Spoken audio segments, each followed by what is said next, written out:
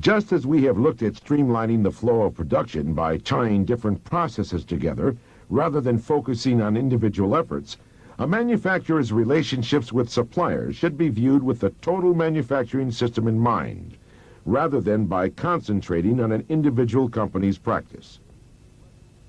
This is especially true when we recognize that competition is not simply a matter of one company trying to dominate over the others in its industry. Rather, it is often a matter of one group of companies functioning as an integrated system, competing with another group of companies.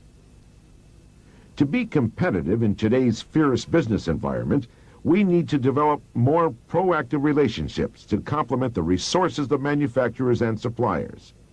These, then, should impact all areas of quality, cost, and delivery. In the area of quality, the concept of quality at the source must be practiced. In the area of cost, cross-visitation and joint study teams may be considered for sharing productivity improvement techniques. In the area of delivery, closer supplier location and mixed loading arrangements should be carefully examined.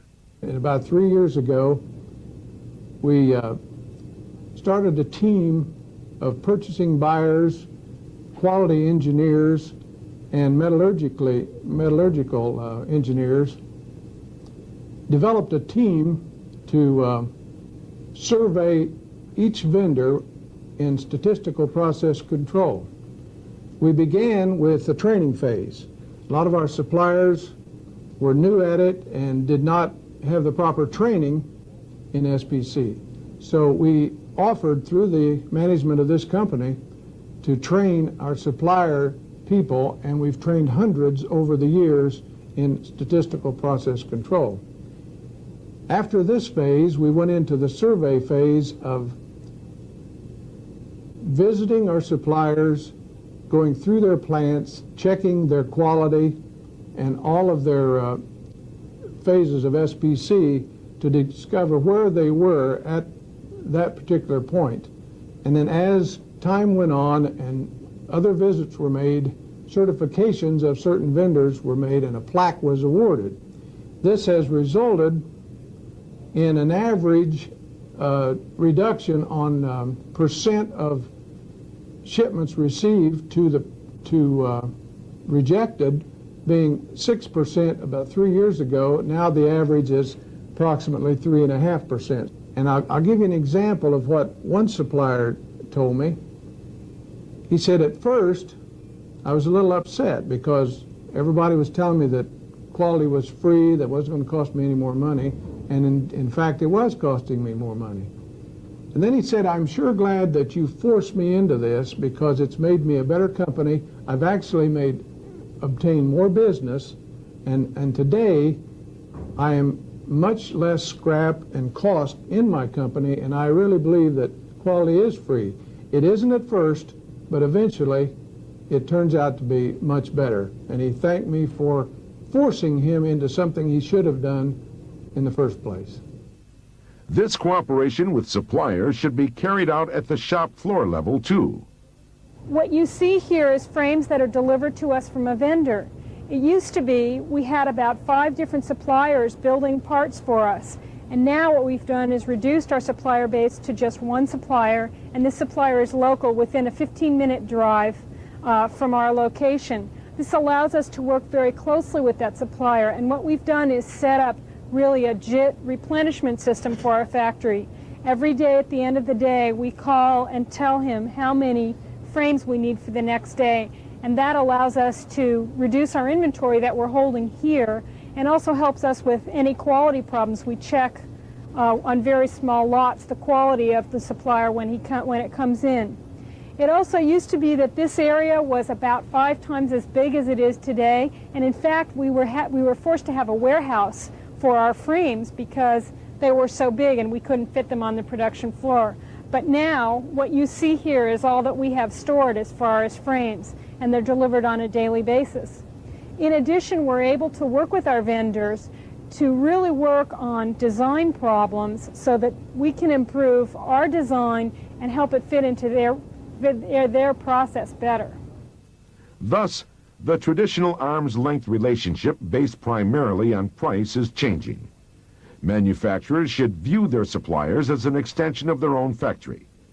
Development of a fewer number yet more reliable supplier base becomes a natural consequence of these efforts.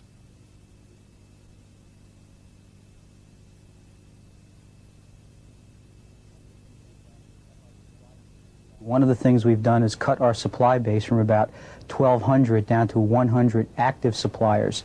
In addition to that, we've begun to get proactive with our suppliers in terms of quality and quality involvement on their shop floor. We created an organization called Vendor Quality Engineering, which actually worked with our suppliers on their shop floor in making sure that they employ the statistical process controls that we require for them to have in place before they send us product. We've done away with our own internal inspection departments. What we'll do right now is audit material on a periodic or spot basis. We do not have full-blown incoming material inspection departments to look for supplier quality mistakes. So basically what we've done in that area is pushed the onus for quality back to the source or back to the original supplier.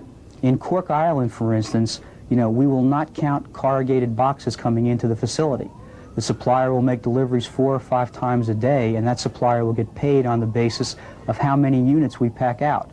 There's no invoices involved, no receiving slips involved, just common sense type things. At Toyota, we see an example of how both supplier and manufacturer can prosper from an extended factory relationship. The net result of the improvements made in our building and the improvements that have also been passed on to us from our suppliers has allowed us to prevent any increases from being passed on to our ultimate consumer. We have been able to maintain the cost delivered price of our product for the last 5 years, even though material cost increases have occurred.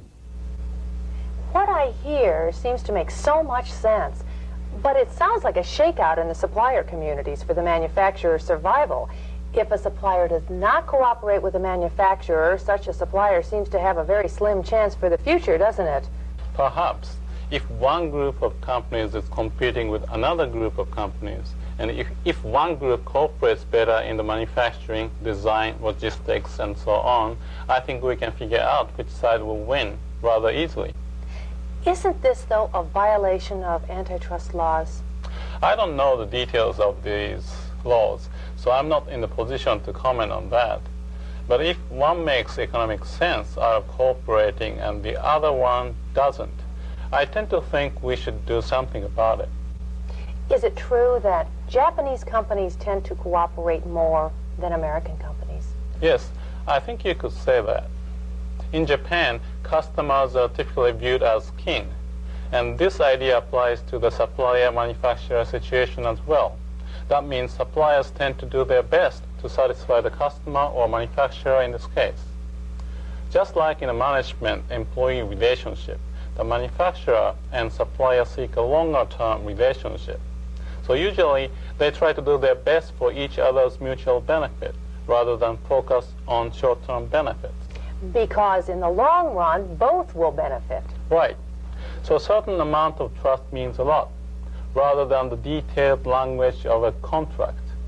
In fact, many manufacturers in Japan have helped their suppliers learn techniques for improvement. So you think the trend in the U.S. will be toward a closer relationship with suppliers than in the past? Yes, actually that's what's happening.